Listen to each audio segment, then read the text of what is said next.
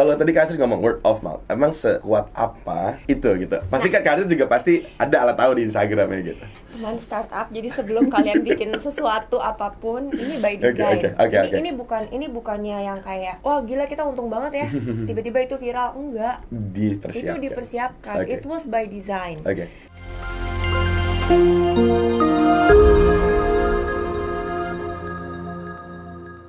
Hai founders, welcome back to Ngobis, ngobrol bisnis by teman startup. Setelah sekian lama kita ngobis, ini di tahun baru kita sudah kedatangan tamu spesial. Hai.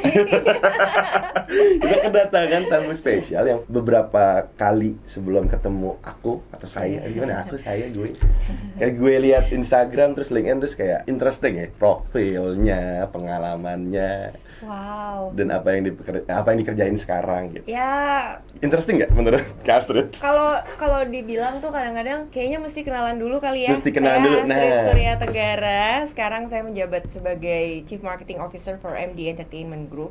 Jadi ada MD Pictures Entertainment, ada MD Restaurants. Jadi ada beberapa divisi company. Nah, kalau dilihat-lihat orang suka bingung, kamu ngerjain apa? Film, tapi juga ngerjain resto. Iya, awalnya ngerjain resto doang, Lev. Tapi per pandemi ada berkat Tuhan ditambahin kerjaan baru, yaitu ngurusin MD Entertainment as a group. Jadi kita sekarang, saya jadi ada kayak day job, night job. Kadang-kadang siang ngerjain promo film dan lain-lain, terus malam make sure the restaurant is running well, something like that. So it's very interesting. Tapi pada ujung-ujungnya adalah entertainment. I'm entertaining your mind through movie series and entertaining your palate from the restaurants. Itu dia. Langsung dua-duanya dari mind sama dari palate-nya dua-duanya ya. Yes. Nah, ini yang sebenarnya mau kita omongin nih dari foodnya sendiri. Kayak tadi Astrid sempat bilang tuh ada satu entertainment juga ketika lu nikmatin makanan. Nah, tapi mungkin sebelum kita ke sono nih. Kalau dibilang pasti sebenarnya yang dilakukan seorang CMO di MD Entertainment dan juga di MD Restaurant. Kadang-kadang kalau saya suka bercanda, CMO katanya Chief Marketing Officer ya. Terus saya suka bilang sebenarnya M-nya itu mandor. Karena when in my position, it's part of the planning and executing every strategy yang kita udah bikin. Kita pikirin untuk setiap project, strateginya mau seperti apa untuk marketing and PR, and media relations and everything. But after that, I need to make sure that every decision is executed well. Jadi harus bisa mendelegasikan itu ke setiap departemen dengan baik. Jadi judulnya ujung-ujungnya jadi mandor, making sure everything works and everything is according to the plan. Gitu. Tapi pada dasarnya sih saya menjadi kayak like everybody will like a melting pot of ideas comes to us and then we make it and then we make sure that everybody is doing the right job and putting everybody in the right position to do the right. That's what I do. Itu ada berapa orang sih di bawah? Banyak. Kak Astrid? MDA Restaurant sendiri sekarang kita ada Animalia Restaurant, Carbon, Latin American, ada Asian Butchers, The Modern Steakhouse, dan kita baru buka Wabi Sabi, it's a modern Japanese restaurant, baru buka tanggal 16 Desember kemarin, dan in April we're gonna open Iron Plate, it's a teppanyaki restaurant. Iron Plate ini berarti coming soon ya Kak? Coming soon, belum. Jadi sekarang baru ada 4. Jadi masing-masing restoran udah kita punya staff front office. Nah, front office itu report to the marketing. Jadi front office yang mesti make sure dia tahu tamunya siapa, dia sukanya apa, dan report to us untuk kita goreng lagi kasarnya. Jadi kayak pada dasarnya kita crunching data juga. Jadi data yang siapa yang datang, bersama siapa, sukanya apa, itu semua ada datanya. Dari front office berarti? Dari front office kita bikinin CRM-nya kan. Jadi CRM-nya masih manual supaya kita karena personal touch kan. Karena kita lebih ke lifestyle kan. Kalau kata orang gini, kalau fine dining itu sebenarnya kita bukan fine dining sih. Orang kita nggak pakai taplak. Kita tuh yang kayak orang suka bingung, aduh kita makan di Animalia fine dining. Itu nggak fine dining kok. Ini lifestyle, nggak pakai taplak. Pokoknya masih santai banget semuanya. Mau pakai celana pendek juga nggak apa-apa, pakai sandal jepit juga nggak apa-apa, gitu kan. Cuman kita kayak high end, high touch. Jadi lebih ke mungkin orang persepsinya kita high end, karena kita memberikan service yang terbaik. Nah, terus cuman kalau orang yang high end itu kan kita harus high touch. We have to take good care every guest gitu, as if there are the VVIPs gitu. Dari data yang keren menurut gua, dari front office itu juga crunching data tadi dan emang mempelajari behavior mereka nih. Datang sama siapa, sukanya apa gitu. Kalau kita ngomong apa ya, mungkin orang awam selalu bilang restoran-restoran yang tadi Kasri sebutin nih, Animale, Carbon, apa yang selalu terupdate di Instagram story teman-teman ada lah gitu kan, yang scene-nya semua sama. Terima kasih. Terima kasih. Terima kasih loh. Itu yang sangat helpful ya teman-teman ya. Bikin orang tuh kayak pengen coba. Word of mouth marketing is still the best marketing. Oke, maksudnya kita mau sebagai teman startup yang mau menjual produknya, kalau kita yang ngomong tuh kayaknya nggak se-powerful kalau third party ya. Dan semua scene-nya sama kalau Animale kan. Yes, bone marrow pasta. Udah pasti kan. Terus kayak itu yang nanti kita akan ngomong. Sebenarnya apa sih, apakah ada perjanjian makanan bone marrow-nya akan diskon kalau lo upload gitu ya, kayak apa harus di-upload, tapi semua sama gitu. Betul. Kalau tadi Kasri ngomong word of mouth, emang sekuat apa itu gitu? Pasti kan Kasri juga pasti ada alat tahu di Instagramnya gitu. Teman startup, jadi sebelum kalian bikin sesuatu apapun, ini by design. Ini bukannya yang kayak wah gila kita untung banget ya, tiba-tiba itu viral, enggak. Itu dipersiapkan. It was by design. Kita make sure kita sebelum kita buka gitu, kita harus tahu kira-kira 3 makanan yang bakalan sering difoto sama orang apa ya pas kita lagi food testing tuh kan. Karena saya nggak pernah ikut food testing sampai jadi. Kenapa? I want to be able to have the experience as a consumer yang pertama kali datang. Jadi kalau mau tahu kemarin buka Wabi Sabi, mereka udah lakukan food testing, udah kita sebutnya taste panel untuk semua tim. Bu Astrid nggak ikut nggak? Nanti aku hari pertama buka ngundang media, aku duduk bareng sama dia, jadi aku bisa memberikan komentar seperti tamu selayaknya. Karena kalau ikut di taste panel kan belum final. Saya mau lihat final product dan komentar. Nah, pertama kali saya setelah makan, saya akan duduk sama the team with my chef and my marketing. Kira-kira yang bakal difoto orang apa aja? Kita udah dari awal sih kita udah prepare, kita udah tahu, kita udah bikin ini yang bakalan banyak viral. It works, memang begitu dan by design. Dan pricingnya juga disesuaikan supaya orang juga ngerasa itu nggak terlalu mahal untuk mereka beli, foto dan upload. So everything is actually by design and there is no discount, there's no promotion. Jujur kalau personally dan grup di MDA restoran tuh we don't believe in discounts. No, it is not us gitu. Because bukannya kita nggak mau kasih diskon atau bagaimana. Kita tuh we need to make sure when they come we give what they expect. Jadi they get what they pay for gitu. Jadi itulah yang kita push, bukan diskonnya gitu. Karena kalau diskon, begitu nggak diskon orang nggak dateng Le. Itu bener ya. Itu orang-orang selalu ngomong gitu ya. Saja kalau pesan makanan online saya tunggu kapan diskon. Iya. Soalnya kalau udah sekali kena diskon, karena kita pernah beli waktu itu harga segitu. And then secara psikologis kita bilang the price I pay is worth it. Iya. Jadi ini satu porsi harga diskon itu misalnya 20.000. This is 20.000. Itu udah imprinted in our brain. Jadi begitu kita lihat kok sekarang 35 enggak yang lain aja. Jadi nggak setia. Gitu. Jadi MDA selalu mengusahakan harga segini, tapi gue akan kasih expectation lo bahkan di atas expectation lo gitu.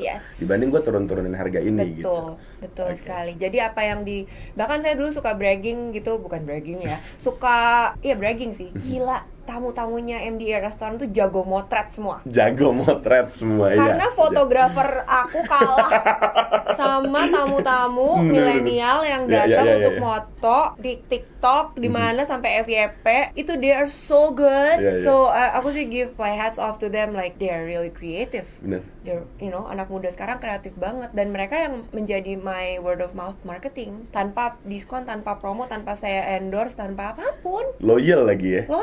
Upload lagi di Instagram. Nggak disuruh, nggak ada benefitnya juga.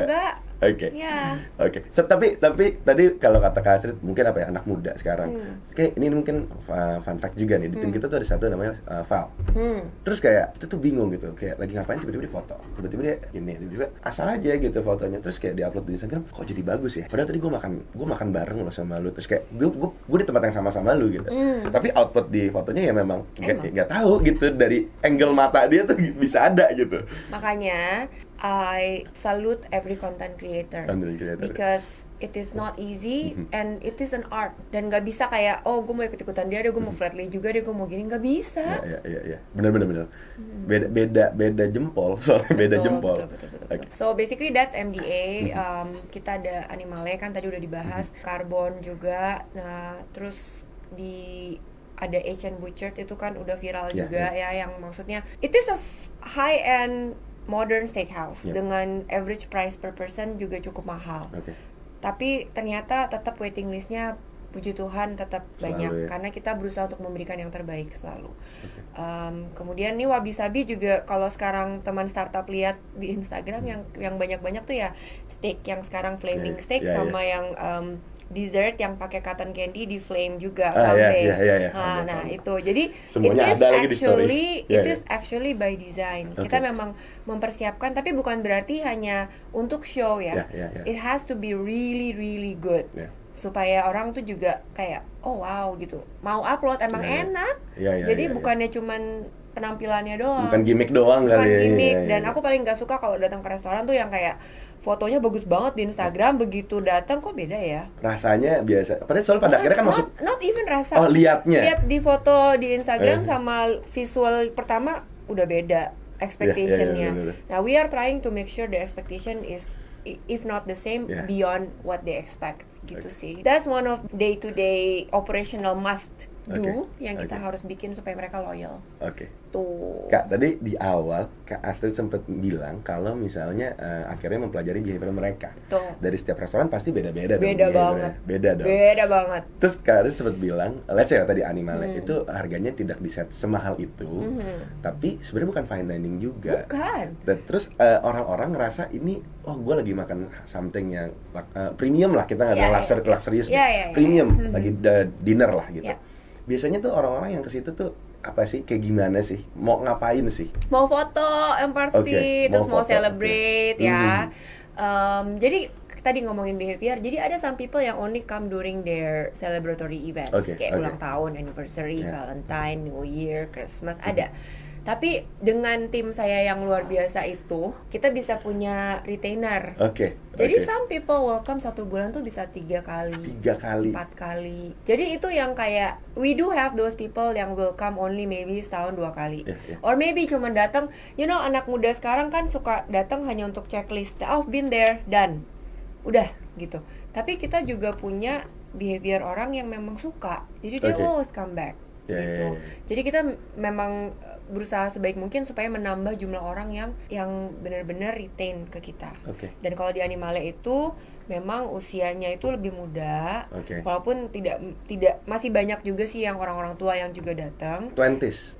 Teens, 20s itu banyak sekali. Animale. Ya, and then kalaupun misalnya ada yang lebih usia di atas 30-40 itu bersama keluarganya, bersama anak-anaknya, kan anak-anaknya mau datang, mau makan. And then for Carbon itu menarik, it is more for expats gitu banyak, karena makanan Latin American is very niche. Jadi orang juga nggak semuanya ngerti juga, dan kita takes time for us to educate what is soft tortilla, blue corn lah, all this chili that we bring in from Mexico gitu. Jadi kayak it takes time, but all these expats are very good retainer. Terus mostly 35 ke atas, 30-35 ke atas. Jadi kenapa begitu? It is also by design lab.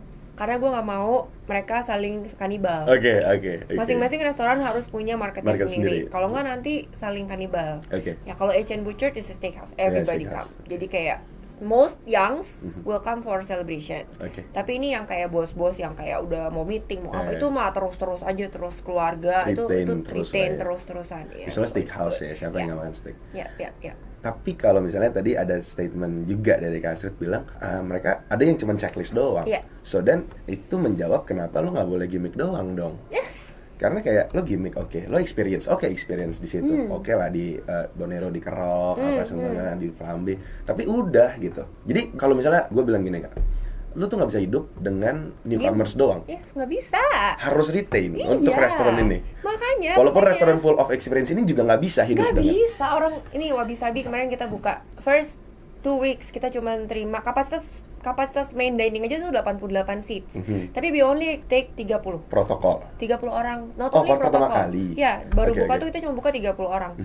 Kenapa? Karena aku mau semua orang yang datang itu jangan langsung kayak aduh kok pelayanannya lama, kitchennya lama. Karena kan kita baru pemanasan nih, anak, dan ini semua karyawan baru dan baru training, dan ini baru bener-bener show. Nah pas shownya itu pelan-pelan dulu lah 30, terus kita lihat kitchen, kita lihat floor, tambah 35, tambah 40, tambah gitu. Jadi kayak Kenapa? Karena the moment people want to come to a new restaurant and they don't get the good experience, mereka cuma jadi checklist yang nggak akan kembali lagi. But this is really, thank God, I haven't opened for even 1 month, tapi udah banyak orang yang datang udah 3 kali. Itu di mana? Di Wabi Sabi. Ya, jadi aku yang kayak ini balik lagi, iya, oke. Ini balik lagi, iya, oke. Baiklah. Karena kemarin datang sama teman yang ini, terus tamunya bawa teman yang lain, terus dia diundang lagi sama tamunya. Jadi actually the same person but diundang karena dia dan dia juga udah tahu makanan apa yang dia suka, so 3 times already. Teman-teman denger, Kak Astrid CMO bisa tahu satu orang makan 3 kali. Itu lo harus pahamin itu gitu. Iya, unfortunately it's not micromanaging, it's just understanding kali ya. It's more like making sure the communication flow is right. Itulah makanya kayak orang bilang, "Kamu sempat ngerjain film tapi juga ngerjain restoran." Sebenarnya kalau misalnya dibilang sempat nggak sempat itu tergantung kita manage time-nya gimana manage aja waktunya, sih. Ya. Tapi Kak Astrid, apakah memang ini kita balik lagi lah ke personal? Let's go. Personal. Waduh. Personal. Wadidaw.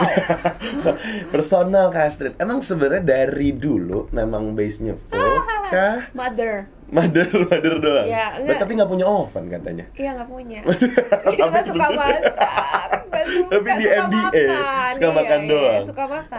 Jadi intinya kalau ditanyain, aku orang marketing. Jadi aku tuh belajar men-challenge diri. Tadinya kan kita di after being a housewife for quite so long, for 10 years, and then I'm a single mother.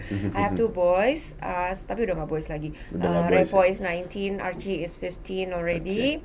And then so basically I'm at a time of my life where I can focus on my career. Itu late. Maksudnya untuk yang teman-teman startup yang masih muda, jangan semangat. Saya mulai karir saya baru nih. I think I started only for 10 years. Sekarang aku umur 43. Jadi aku benar-benar berkarir tuh dari baru umur 33 tahun. Tapi sebelum itu kan gak di MBA kan? Sebelumnya enggak, aku pernah ngurusin kopi, aku pernah ngurusin wine. Kemudian Revo ngambek, waktu itu Revo masih lagi sibuk-sibuknya jadi chef, itu dia ngambek, "Mami traveling mulu, banyak business trip. I want you to stay put, so I work in restoran." Gitu. Terus a lot of shuffling here and there. So per March I signed a contract focusing only on MBA restoran. Per June karena pandemi nambah kerjaan, jadi sama MD Entertainment. Jadi now I'm fully in that building. You can always shout out, "Ada Astrid nggak?" Pasti ada. Karena kerjaannya di situ. Yes, gitu. Kalau entertainmentnya Kak, pasti kan orang ada lah ya, maksudnya dalam hati yang kayak, aduh gue udah nggak ngerti film, nggak ngerti apa-apa ya kan. Taunya makanan, taunya flow restoran, taunya operation, taunya marketing. When I get that offer, aku langsung beli buku, baca buku, ngecek kira-kira what can I do, because I'm clueless here. But puji Tuhan aku banyak teman-teman di MD yang baik ngajarin juga dan sabar untuk nemenin. So I took 1 month of just observing everybody. I took 1 month of observing, and then I said to Pak Manoj, I can do this, let's do. Karena at that time kita tuh benar-benar baru move dari pre-pandemic to pandemic situation, where every industry itu shift. Jadi kita majunya bareng-bareng, bukannya aku dicemplungin ke tempat yang aku nggak tahu apa-apa, tapi ini kita semua pun nggak tahu apa-apa, kita mau kemana. And at that time, thank God, itu benar-benar digital revolution start. So we start putting a lot of our content to OTT platform, which is what has been prepared by Pak Manoj for a long time. Akhirnya comes to pass because of the pandemic. So we move together. So it takes a lot of learning, challenging myself, and understanding the industry, and it has been so much fun. Hasilnya itu outputnya. Dan it's so much fun. Kayak kita bisa turn around karena kan MD Pictures kita tuh perusahaan TBK. And kita bisa turn around the P&L like with aduh gila, kita bisa membalik semuanya menjadi keuntungan. Dan kita benar-benar kayak now dimasuk tahun 2022, saat ini kita lagi ada satu film kita yang juga lagi udah reach hampir 1 juta penonton. Jadi kayak last year was a digital revolution, which still going on. This year kita udah mulai balik ke bioskop. Nanti kan KKN di Desa Penari. KKN di Desa Penari. 24 Februari ya, nonton. Ini lanjutan dari yang kemarin juga lagi rame ya, layangan putus ya. Aduh, it's my dream. It's my dream. Iya, itu dia. MD itu berarti kan? Yes, itu production kami di MD Entertainment, tayang di platform WeTV. WeTV ya, OTT-nya WeTV only ya? Indonesia, betul. Ya, ini kita pindah dari F&B ke film ya, OTT. Kak, mungkin ini banyak orang mungkin awam kali akan dunia ini. Pemilihan OTT, marketing film. Ya mungkin kalau marketing F&B teman-teman yang punya kedai kopi di rumah juga ya udah jago lah ya, udah jago gitu. Kalau film, marketingin film di era sekarang nih dengan banyaknya banyak platform baru, banyak kalau sekarang kita ngomong gimmick baru yang tiba-tiba diupload di media. Apaan nih, drone serangan dari atas atau billboard atau apa gitu. Apa sih yang Kak Astrid prepare untuk ini? Jadi gini, di MD itu kita punya tim digital yang luar biasa.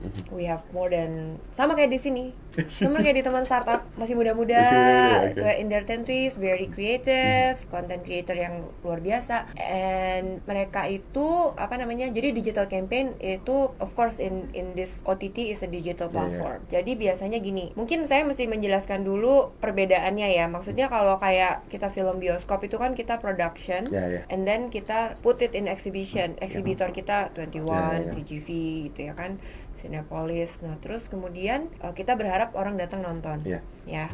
Nah kalau OTT platform, sebelum kita ada juga yang kita udah produksi dan kemudian kita jual ke platform. Kita tuh kerja sama ke Disney Plus Hotstar, ke misalnya ke WeTV, ya kan. Kita juga ada di Viu, ada di Netflix, gitu. Nah itu ada yang udah library, gitu kan. Di Disney banyak yang direct to OTT, meaning film yang udah jadi belum tayang di bioskop kita udah tayang duluan, premiernya tuh di platform. Nah bersama WeTV kita bikin banyak series selain dari film-film library. Jadi intinya adalah gimana saya dan tim bisa bekerja sama dengan baik dengan platform yang berbeda itu untuk bisa mencapai tujuan yang sama, yaitu untuk bikin filmnya sukses. Seperti itu. Jadi it takes two to tango also with the platform. Jadi kayak that's how we do it. But everything is mostly digital. Because it's on a digital platform. Ya emang udah tertarget lah ya digital. Walaupun kita tetap bikin kayak offline activation, tapi tetap orang tuh lihatnya ke platformnya, dan kita pokoknya intinya dari mulai production tuh kita udah menyiapkan scene tertentu gitu. Cuman jujur nggak nyangka seviral itu yang It's My Dream. Iya. Tapi sama kayak tadi restoran ya, memang sudah disiapin. Kita tuh udah mesti, ya nggak juga sih, kadang-kadang ada yang bloopers nggak sengaja emang make mistake terus jadi viral. Mungkin ada teman startup yang nonton Antares, itu ada satu scene yang ada kesalahan, bukan kesalahan lah ya, bloopersnya itu si infusnya kebalik, megangnya si, terus akhirnya jadi viral. Sampai kita sempat ngobrol, besok-besok apa bikin lagi ya yang ada salah-salah gitu ya. Kok jadi karena gini, pada dasarnya itu perbincangan yang akan membawa orang untuk datang nonton. Benar. Wah, pas semuanya jadi viral kita sampai kaget. Ya udah deh, enggak apa-apa deh. Jadi viral gitu. Tapi kalau yang jujur, kalau di Lain Putus memang aktornya, aktrisnya mainnya luar biasa sekali. Jadi it's so emotional that people grasp on it. Sampai udah, I'm not sure sekarang udah berapa banyak hashtagnya di TikTok, but it's a lot. And then also di Instagram sampai psikolog pada mempelajari serial tersebut dan memberikan komentarnya dan lain-lain. Dan ini masih tayang terus, tonton ya, sampai masih 2 episode lagi. Sekarang baru episode 8. Ya, setiap Jumat dan Sabtu di WeTV Indonesia. Tapi Kak, kita kalau ditanya ini kenapa menurut Kak Astrid sebagai seorang CMO dari MBA, kenapa sampai tidak menyangka seviral itu? Titiknya itu di mana? TikTok kah? Enggak atau sih. Apa yang kayak tiba-tiba boom gitu? Kalau tiba-tiba boom itu kita kayaknya kalau untuk makanan, itu by design masih bisa. By design masih bisa, dan memang kanal yang paling banyak untuk bikin dia viral itu TikTok. Apa ya? Makanan? Makanan. Makanan. Ini kita ngomong makanan dulu ya. Karena itu by design. Bahkan waktu ngedesain restoran pun kita udah bikin Instagram spots. Jadi kita tahu orang kalau datang mesti fotonya di mana. Dan staff juga di brief. Kalau fotoin orang di sini. Kita ada kayak misalnya sering lihat saya foto-foto, berarti lagi ngetes spot. Bukan pengen foto, emang pengen tes doang kan sebenarnya. Ya, sekalian. Ya kan? Demi konten. So that's what it is.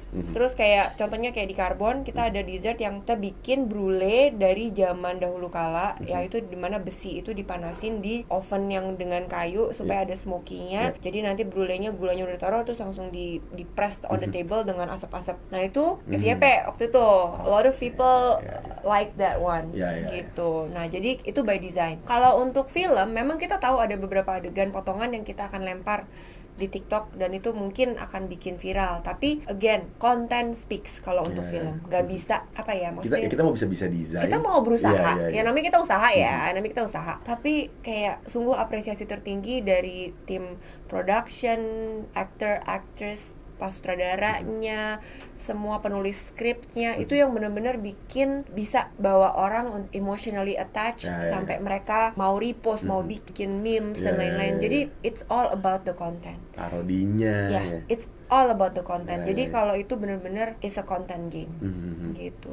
Udah bukan yang tadi. Bukan gimmick. It yang, is not gimmick. It is content. Memang konten yang berkualitas itu yang kita sajikan bisa benar-benar ada emotional attachment to the audience dan akhirnya jadi viral. Ya kalau sampai psikolog aja mau mempelajari tokohnya Mas Aris kan. Ya itu dia. Ya udah apalagi kalau bukan konten dan gitu. Psikolognya tuh nggak cuma satu, makanya saya follow hashtagnya di Instagram #layangan putus. Kalau lihat di hashtagnya tuh yang itu menjadi pembelajaran tuh yang kayak wah, it makes us all proud that we can produce a content that makes people bikin orang bisa conversing gitu. Makanya jangan nonton bajakan ya, ini kita bikinnya susah loh. Jangan nonton di aplikasi-aplikasi lain ya. Di bajakan, nonton dong di WTV Indonesia aja gitu. Ini hard worknya tim kita semua. Oke, di WTV itu. Jangan cari-cari di tempat lain ya. Gitu. Aduh, udah gratis tinggal nonton aja jadi ribet. Aduh. Kak, ini ada beberapa pertanyaan terakhir nih. Siap, lanjut. Itu udah ngomongin banyak banget dari makanan, kita udah ngomongin film juga. Tapi kalau kita balik ngomongin, mungkin kalau tadi film ya di era post pandemic ini ya kita belum bisa ngomong post ya, ini masih pandemic juga. Digital, oke lah, going well gitu. Tapi kalau restoran, apalagi restoran dengan full of experience gini, kan nggak mungkin orang ngegojek Bonero kan, gitu, atau ngegojek Lambe gitu, nggak mungkin. Jadi waktu pas pandemi itu kita tuh pusingnya gini, kita tuh serving lifestyle tuh serving experience, ambience, all the music, all the lights, itu tuh dibikin by design untuk bikin orang benar-benar nyaman, ya kan? Nah, tiba-tiba pandemi, terus kita harus delivery. Kalau nggak kita nggak ada penghasilan, nggak bisa bayar karyawan. Benar. Akhirnya kita bikin, contohnya Animale, kita bikin Animale to go. Animale to go itu kita jual kayak fresh pasta, sauces that people can cook at home. Nah, itu menjadi salah satu sales pipeline yang baru. Nah itu kita bikin dan itu sempat pusing karena kita dulu cuman musingin piring, tiba-tiba mesti pusingin packaging. Jadi dari plating move to packaging, that's a bit difficult karena makanan kita makanan cantik gitu kan. Ya puji Tuhan udah lewat dan itu menjadi pembelajaran. Itu PSBB nih, kita ngomongnya PSBB dulu. Tiba-tiba PPKM baru buka karbon nih, tiba-tiba tutup kan, langsung buka yang namanya Bollrito Jakarta. Bollrito itu burrito bowl dimana kamu bisa makan bowlnya. Jadi bowlnya itu dari corn tortilla, dari flour tortilla. Pas begitu PPKM, kita langsung our chef langsung mikir, untung chef aku tuh memang genius ya, Chef Andri itu memang genius. Jadi langsung, we need to make something. Ya udah, what do you need? Kita langsung pesan box, pesan ini, bikin stiker, bikin ini, langsung jualan burrito bowl, namanya Bollrito Jakarta. Oh, sendiri tapi kan? Kita bikin akun sendiri itu di bawah karbon. Karena karbon makanannya it's like kalau grill dan lain-lain kayaknya lebih enak makan di tempat kan. So we make something that is easy for people to eat at home. So we have dari Animale, kita punya Animale to go. Dari karbon kita bikin Bollrito Jakarta. Dari Asian Butcher kita bikin steak at home. Jadi kita kirim chef untuk masak di rumah. Dengan minimum spendnya juga yang nggak besar. Udah kayak ada private chef di rumah, makan steak, bawa grill sendiri, semuanya kita bawain. Gitu. So that's our sales pipeline yang dibuka karena pandemi, which still going on until now. Jadi restoran tetap buka. Itunya tetap ada ya? Itunya tetap ada, jadi menambah sales pipeline. Hasilnya gimana? Lumayan. Gak dibilang menggantikan, gak mungkin? Kalau menggantikan gak mungkin, tapi during the pandemic it's not bad at all. Kemudian now it's an additional income for us. Gitu, another sales pipeline yang which we will keep sampai sekarang dan ya berharap ini udah mau vaksin booster dan kita lihat kayaknya so far masih aman ya. Saya sih berharap tahun 2022 jangan ada lockdown ya, PSBB atau PPKM ketat gitu supaya kita tetap bisa beroperation gitu, masih bisa buka.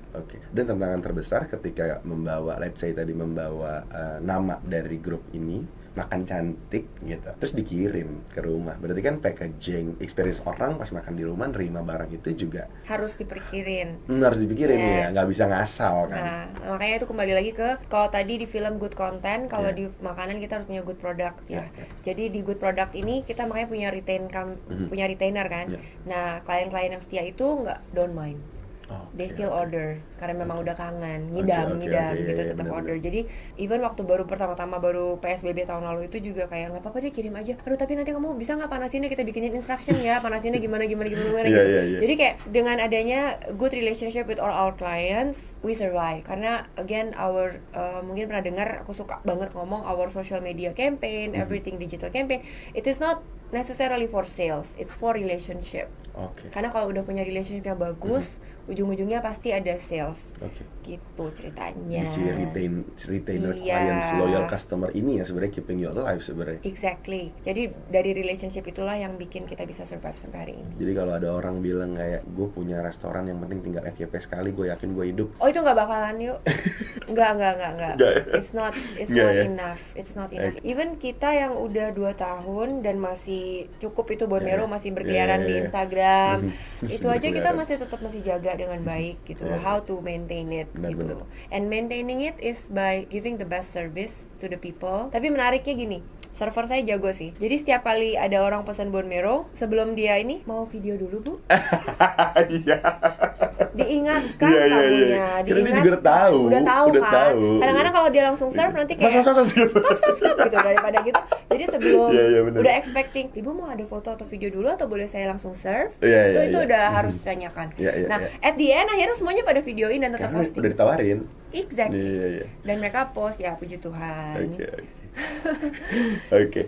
Ya, Kak Astrid seru banget ngobrol semua tentang MD Entertainment, MDA, terus ngomongin restaurants juga, terus banyak insight-insight yang ternyata kalau kita bilangnya these companies yang di bawahnya ada beberapa brand pun tetap memperhatikan behavior.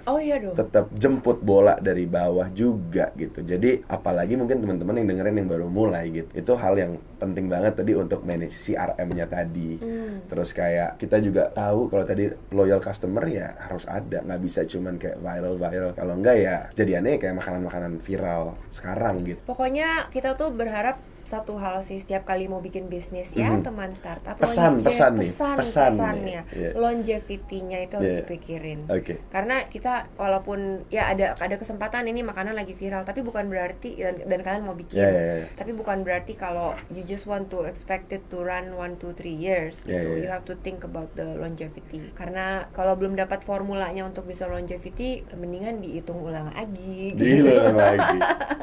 Oke. Supaya kayak ada terus udah gitu. Mungkin last question dan last ini kali ya statement dari Kak Astrid. Apa sih common mistakes yang sering Kak Astrid lihat di new brand atau misalnya brand-brand makanan yang baru, restoran baru, F&B baru, tuh apa sih kesalahannya sekarang yang kayak menurut Kak Astrid di Indo ini sering banget orang kayak gini tapi sebenarnya menurut gue nggak kayak gini gitu. Mungkin lebih ke too quick to make a decision. Kelihatannya mereka tuh kayak ya itu tadi banyak kebawa kalau menu gitu ya. Ini kayaknya viral nih gitu, langsung kayak mau ikut yuk gitu. Itu salah satu yang aku lihat kayak belum tentu loh.